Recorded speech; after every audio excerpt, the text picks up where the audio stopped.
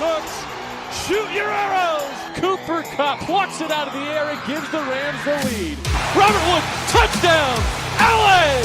Dog goes crashing into the end zone. Aaron Donald almost beat the football there. Corey Littleton, have yourself a day. Picked off. Marcus Peters coming off the edge. And Ryan will be wrapped up by Clay Matthews. Everett in stride. Wow! Franklin Myers gets his hand down there. Little got a hand on it. Did he pick it? He did! Racing down the sideline is Akeem Talib. Gurley for MVP! Touchdown LA! Picked off by John Johnson. Well, Dante Fowler, who is able to get to breathe. Greg Zuerlein sends the Rams to the Super Bowl! LA will play for the Lombardi! Welcome back, guys, to another Downtown Rams podcast. It's episode 190. I'm your host, Jake Ellenboga. Joining me, of course, is Alexis Kraft. We have another draft season podcast for you. We are going to be having Drew Anderson, quarterback of Murray State, and tight end Charles Jones II from Tulane. They both come on. They got some great stories to share, and it's going to be a lot of fun, so I hope you guys enjoy. Before we dive into it, if you like what you hear, be sure to subscribe and leave a review on Apple Music, iTunes Podcasts, Google Play, iHeartRadio, wherever you get it, Spotify. We're kind of all over, Stitcher. So definitely be sure to leave us a review and subscribe on there. Now enjoy.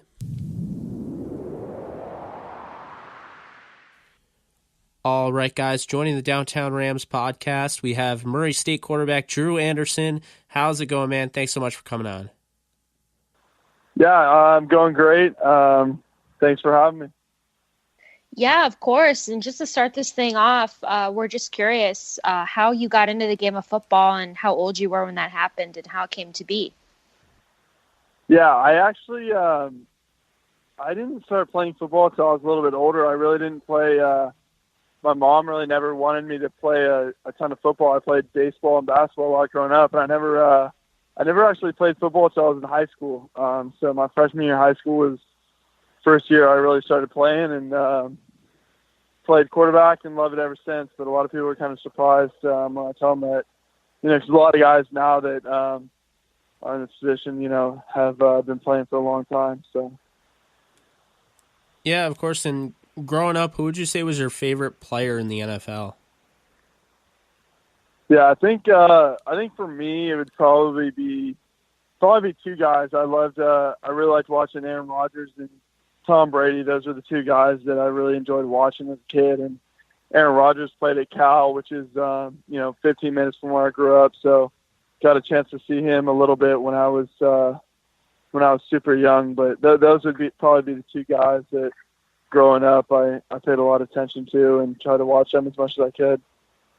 Yeah, that's awesome. And, when it came time for you to play in college, you originally chose to play at Buffalo. What was the main factor in choosing to play there? Yeah. I ended up at a bunch of different places. I actually played junior college the year before that. But Buffalo was one of the first schools that started recruiting me, and I felt like I had a really good relationship with the coaches there and felt like that would be a good opportunity. So, I was like junior college, and I know a lot of guys in the same situation can tell you that, you're pretty excited when you start getting offers and kind of ready to get to the D1 level. So that was really the main thing for me. Yeah, of course. And, you go to Buffalo and then you end up transferring to Murray State. What led to that decision ultimately? Yeah, my junior year, I was playing pretty well, and then I actually had an injury against Northern Illinois. I tore my pec, and so I had surgery on that probably a week later, and missed a lot of spring ball that year, and felt like for my last year I would have a better chance maybe somewhere else. So kind of started looking at it and had some connections with the coaches at Murray State. So that's kind of how I ended up out there. Yeah, and was there a specific reason you chose Murray State or something you liked about it that made you choose them? Yeah, I was talking to different schools, and I took a visit out there to Murray State, and I think the main thing just really was talking football and scheme and that sort of thing with the coaches there. And I was excited about, what they did on offense and having the chance to, throw the ball a lot and that sort of thing. So I think that would be the main thing, just getting there and talking to the coaches and getting on the whiteboard a little bit. And I felt good about, what they wanted to do on offense, I would say. Yeah, and I got to ask you, just because, you're from Murray State, I think it's really cool because, this is March Madness time. And, of course, Murray State's own John Morant just kind of went off during the tournament. Are you friends with him at all? Like, how does that whole thing work? Because you two must be kind of the big shots on campus. Yeah, I know John a little bit. We actually lived in the same apartment complex, and I remember people telling me in the summer we have this point guard that was supposed to be really good. So it was awesome watching him this year. I'm really excited to watch him in the NBA and see where he ends up. But I know him a little bit. Super good guy, so it'll be awesome to watch him in the NBA. Oh yeah, for sure. I'm a Bulls fan, and people are thinking that he could possibly end up there. So I definitely love watching him play. Yeah. He's certainly a talented player. But back to football. How do you feel about the jump from the FCS to the NFL? Yeah, I mean, I feel like really football is football at the end of the day, and there's only so many things you can do, and I think going from FBS to FCS, really, to be quite honest, I didn't see that much difference. Guys are a little bigger and a little faster, but like I said, people are running the same concepts, running the same kind of plays. So, it's hard for me to say right now, having never even taken a practice snap or whatever in the NFL. But I think, ultimately, football is football. And I feel really good about, what I can do at the next level.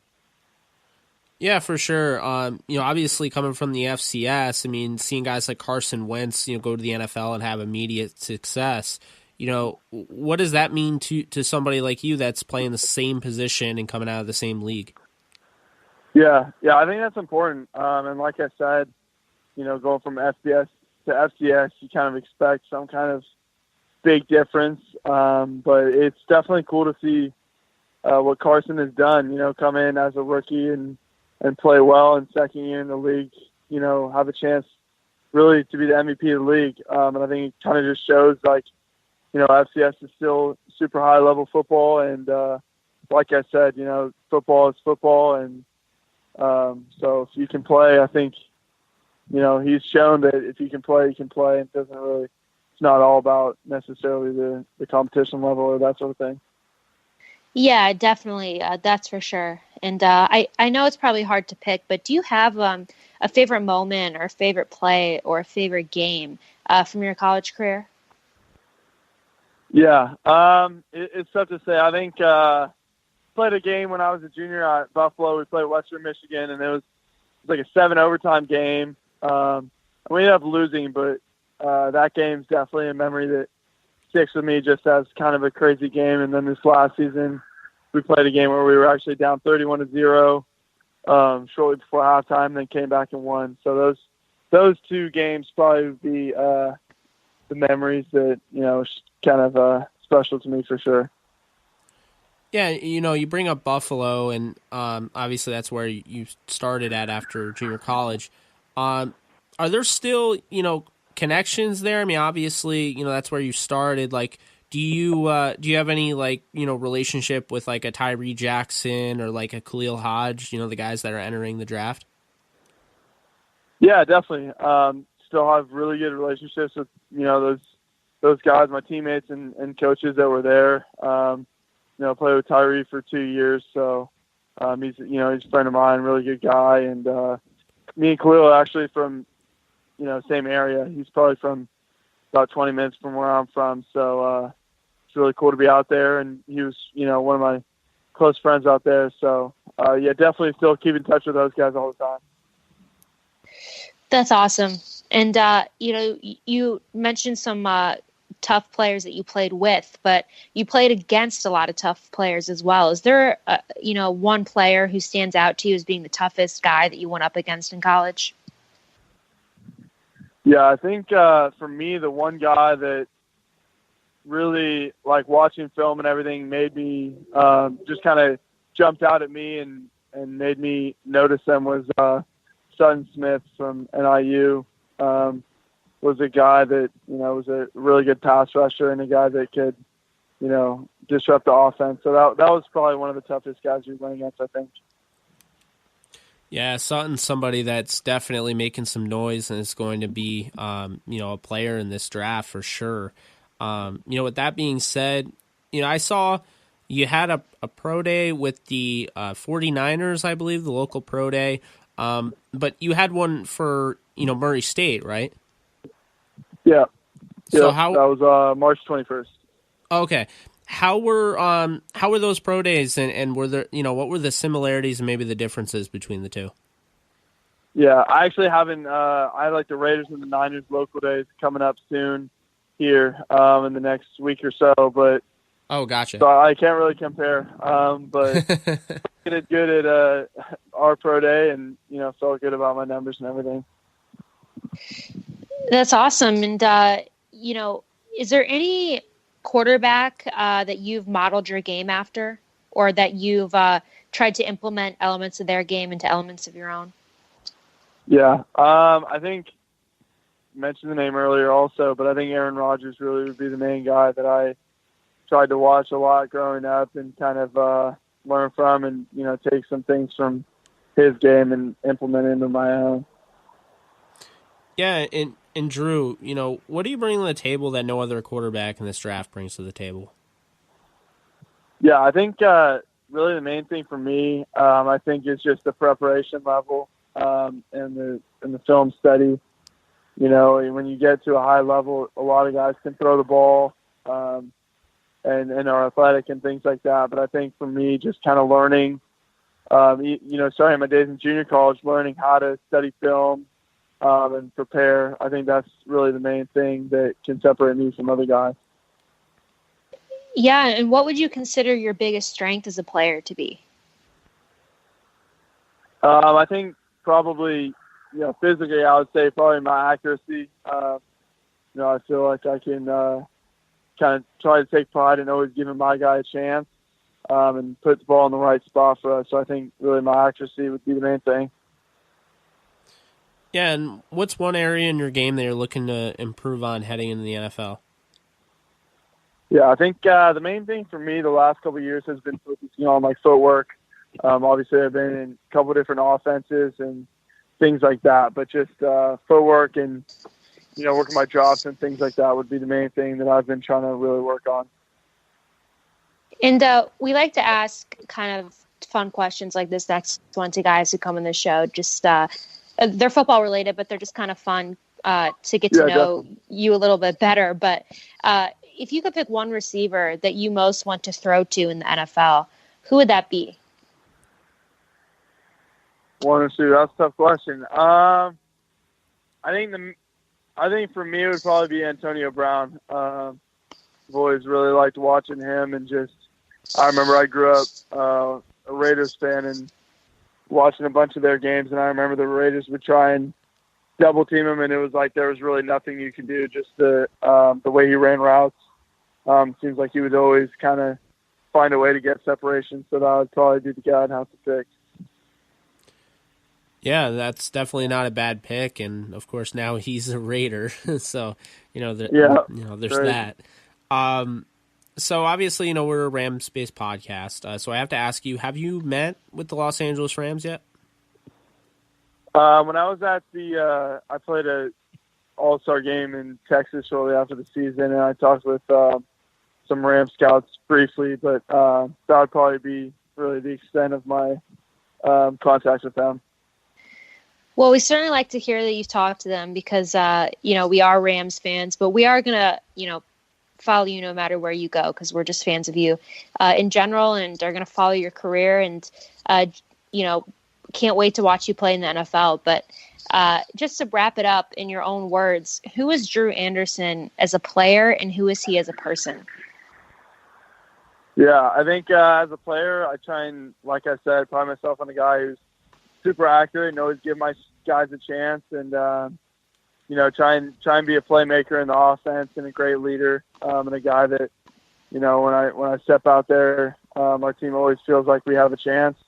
And as a person, I think I'm just laid back guy, like watching sports, like being outdoors, that sort of thing. So that's probably how I'd summarize that. Yeah, we love it, man.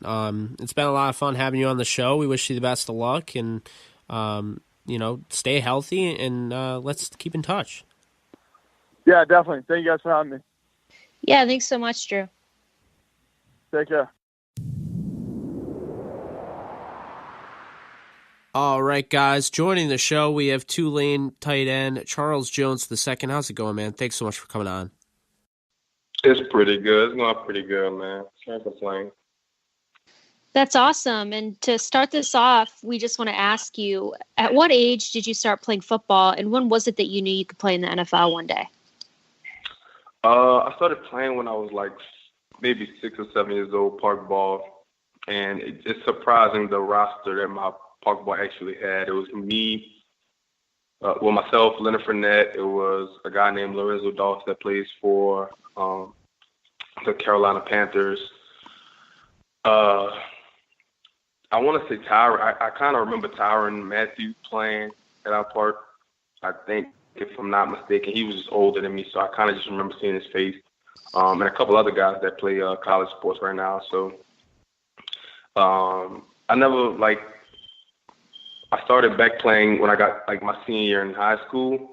So I didn't really, play throughout high school. I just played, my senior year. And I lived in Atlanta, and a coach in New Orleans called me and was like, "Hey, Charles, some of your friends out here saying, you like to catch and you want to do this and that. So why you don't try and tell your mom, move y'all back down here and you can play football?" And I was like, "Yeah, I'll try." And so it ended up working out for me, My mom made the big move, and here we are. Yeah, that's awesome, man. You got a big story there. Normally, the answers we get out of that are like, "Oh yeah, I started playing football when I was 5, and that's the story." So, pretty cool stuff there. I want to ask you, growing up, who was your favorite NFL player? My favorite NFL player? Probably say Jeremy Shockey growing up.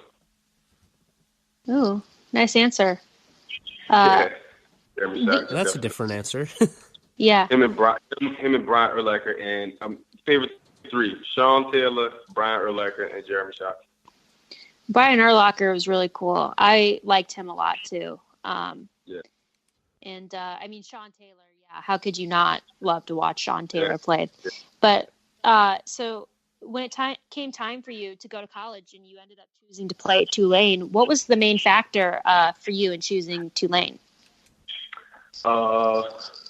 Another part of my story, I didn't have any offers coming out of college. And so it may sound crazy to you two, but somebody that's always been like a grandfather to me is a guy named Archie Manning. And so my grandmother called him and was like, "Hey," it was a day before signing day, and my grandmother called Archie and was like, "Hey, Archie, Charles has literally no offers. What do we do?" She's like, "Hold on, let me make a couple calls." And so he called. The next call I got was Tulane, and they had offered me a scholarship. And so that was the only school that offered me a scholarship. And so here we are, Wow. That's incredible. Yeah. That's awesome. If you don't mind me asking, how do you know Archie? When I was younger, I'm from uptown New Orleans. And so when I was younger, my grandmother would always go on long walks, and we would always pass up his house in these walks, and I would always see him. And so I just, from, maybe 4 years old, 3 years old, I just always was around him, and he's always been a role model to me. So every year he had the Manning Passing Academy. I played tight end, but I would go out there and and run routes, even though I'm not a quarterback, That's fantastic. That's really cool. That's kind of like it's like a 1 in a million type of thing that you have there. Yeah, he was supposed to be on the field with me for senior day, but I lost his number. I didn't lose his number. Let me get that straight. I didn't lose his number. I forgot. I had so much going on, and I'm like, who am I forgetting? And by that time, I can't remember who I'm forgetting, and the game is there. So my main focus is on the game because it was like the game to go to a bowl game, and Tulane hadn't been to a bowl game in like 6 years. So that really was my focus. And then after the game, I'm like, oh my God, Archie was supposed to be on the field, and he called me and he was like, man, I'm so proud of you. And we just talked, like we normally do. And so that was that. Wow. Well, that's incredible. And I'm happy for you because that's really cool. Not everyone can say they have anything near that type of experience, but, I just want to ask you, you were at Tulane. What would you say, who you went up against? Who would you say was the toughest player you went up against at Tulane? Probably Jeremy Cash. He was a safety. He really played everything, if you want to be honest. He played everything for Duke. He was really good. Jeremy Cash was really good. I remember him. I remember number 6 from Memphis who actually plays for he played 2 years ago. I can't remember his name, but he plays for he got drafted really high too. I forgot his name. Damn. A lot of those guys, I forget their names because I'm so used to playing them, okay, and then erasing them out of my memory and trying to learn somebody else and just keep doing it every year, every week. You know what I'm saying? So I know numbers. I don't really know names that head on. So number 6 from Memphis who played 2 years ago, he played linebacker. He was a beast. Jeremy Cash. Let's see.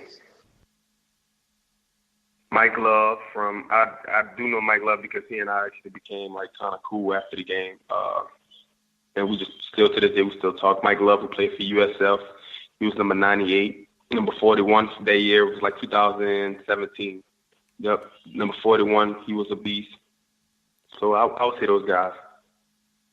Yeah, definitely went up against a lot of tough players, that's for sure, being in the division you were in. And it's probably hard to pick, but do you have a favorite memory from your time playing college football? Yeah, actually I do. I caught the touchdown that sent us to a bowl game, so nice. It was 30 seconds left on the clock. It was my last game for senior day, where Archie was supposed to be on the field, and we're playing a team that our coaching staff hadn't beat yet, in 3 years. The 3 years that they have been there, we have never beaten this one team, and it was crazy because the whole year we were losing the teams that we normally beat and beating teams that, you know what I'm saying, we would have trouble against. Mm-hmm. Yeah, that's awesome. Catching the touchdown to go to the bowl game, that's legit. That's definitely an awesome moment. So, I want to ask you, obviously you had or you're going to have your pro day. You had your pro day, correct? Yeah. How was your pro day? Pro day went well for me, but I will say that I did 225. I think I did 24, 25 reps. I jumped. My broad, I did 10, or I can't remember if it was 10 or 9.9. I did a 34 vert, and excuse me, the first time that I ran the 40, they said I ran a 4.8, but I've never run anything slower than a 4.71, and that's facts. And the second time I ran it, I had a wardrobe malfunction. I gotcha. Well, it happens. Yeah. It happens. It popped out. So. Well, so then so your pro day happened, that happens, and then kind of the whole point of a pro day is to show off the biggest strengths that you have or show what you can do and that type of thing. In your opinion, what is your biggest strength as a player?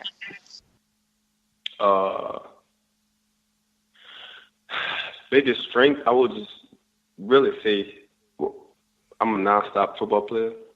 It's hard to say my one strength because I would say honestly, I would say my hands, my blocking. I mean, not my blocking ability, but my receiving ability. I've like, you can count the drops in 4 years. I may have had 3 drops. Or 5 years, I might only.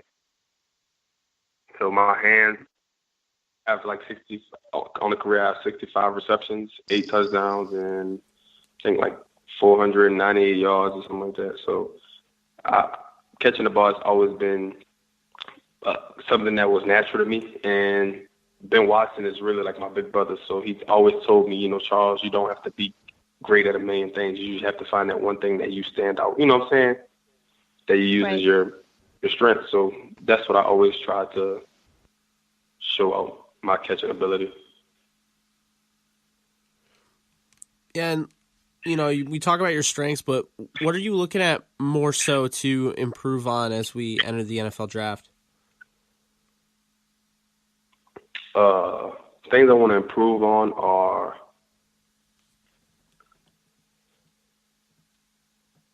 backside blocks when I'm in the blocking game. Really, if you guys want me to be specific, being backside of outside run play, and you have like a 5 technique who's already in the gap, and you have to take certain footsteps. You have to take certain footwork, and you have to do it at a certain pace. It's just a hard block in my personal opinion. So that's something I always want to work on. And adding to my, yards after the catch. Yeah, definitely. And something that I'm always curious to ask is there any player who you've modeled your game after, or who you've kind of idolized in that tight end position that you try and emulate in your game? Yeah, Mike Dicker. Ooh, love him. Yeah, Mike Dicker is like, in a personal opinion, he really is what it meant to be a tight end, in my personal opinion. A lot of guys say like Travis Kelce and Rob Gronkowski, they say those guys. And of course, I love those guys as well, but I would say Mike Dicker is who I really just paid a lot of attention to. Yeah, no, that's definitely another great answer. Not one that anybody has given us by far. So I want to ask you, because we ask some fun NFL questions. Just kind of get to know you a little bit. Who do you most want to moss at the next level? Mock? Like Randy Moss, like how he's like a verb, like mossed. Face catch. Moss. I thought you said mock. I was like, what player do I want to be like? I would say Ben Watson, but Moss, one of my best friends, his name Perry Nickerson. He's a cornerback for the Jets. I'm just trying to let me fade him because, like, you know what I'm saying? Yeah. Yeah. I just want and everybody, and we have the same friend group, so I know when we play each other, it's going, back home in New Orleans, it's gonna be crazy. So him. Right. And kind of to echo off that, is there anyone who you most would like to catch a touchdown pass from in the NFL? Tom Brady. Yeah, we get that a lot. Good answer.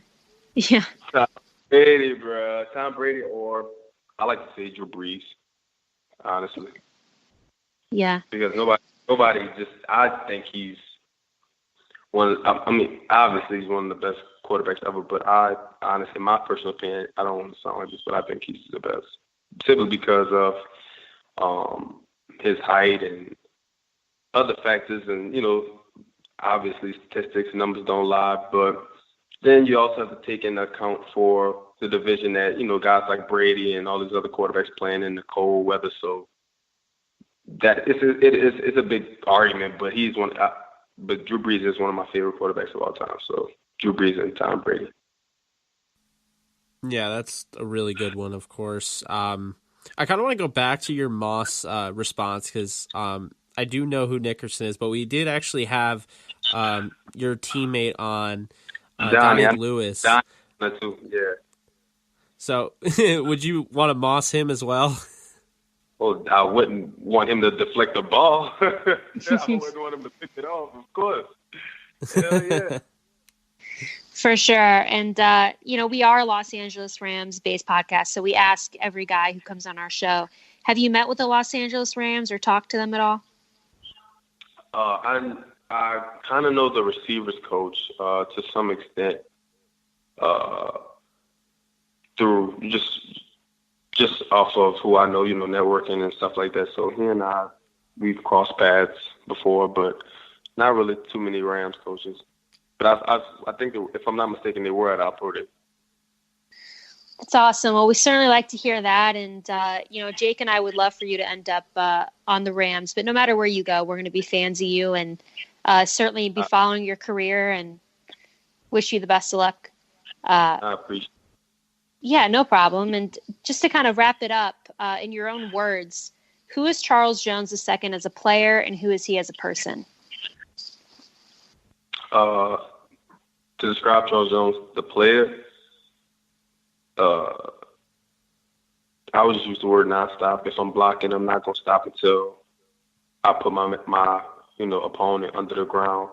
Or if I catch the ball, I'm not going to stop until I try to score. If I'm on special teams, I'm not going to stop until I propel a block that's going to, give us a great field position or make a tackle that's going to maybe jaw a football loose. I'm just not going to stop. No matter what, if I'm hurt, I'm not going to show it. I'm just a nonstop football player. And Charles Jones, the person, he's a loving guy. He's well-rounded. He's a Renaissance man. He's a fun person to be around. But when it's time to work, he works. Well, that's awesome, man. It's been a lot of fun getting to interview you, and we wish you the best of luck. Let's stay in touch and stay healthy. I appreciate it. Yeah, thanks so much, Charles. Have a good one. You too.